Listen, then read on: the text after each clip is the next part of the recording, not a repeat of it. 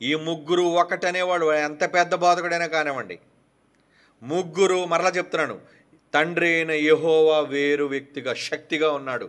ఆయన కుడిపార్శ్వమున యేసుప్రభు ఆయన సొంత కొడుకు, ఆయన కూడా మహాశక్తిగా ఉన్నాడు.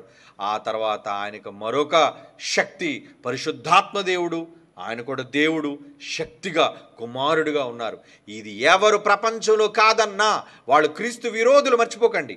వీళ్ళు అంగీకరించకండి, వీళ్ళ మీ ఇళ్ళకి ఆహ్వానించకండి, వీళ్ళు బోధలతో మీరు ఏకీభవించకండి.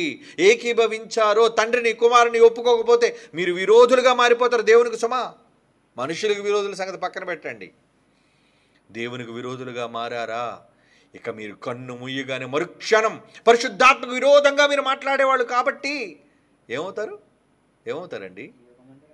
ఈ యుగమందు కాదు కదా, చచ్చాక వచ్చే మరో యుగంలో కూడా అసలు మీ క్షమాపణ అనేది ఉండదు. అంటే నరకం తథ్యం, గ్యారంటీ నరకం. కనుక అంత ఖచ్చితంగా నరకానికి పోయే విషయాన్ని తెలుసుకొని కూడా మీరు నమ్మితే మిమ్మల్ని ఏమనాలి చెప్పండి? పిచ్చోళ్ళు అనాలి మిమ్మల్ని. వద్దు, ఇలాంటి వాటిని నమ్మకండి. మిమ్మల్ని చెరిపేవాళ్ళు, గలిబిలి చేసేవాళ్ళు, మీ త్రోవను వక్ర మార్గంగా మలిచేవాళ్ళు బైబిల్నే చూపించి ఏం చూపిస్తారు? బైబిల్లో ముగ్గురు ఒకటి, త్రియేక దేవుడు అని ఒక్క పదాన్ని చూపించమన్నాడు బైబిల్. ఎంటైర్ 66 పుస్తకాలు ఎనీబడి ఎవడైనా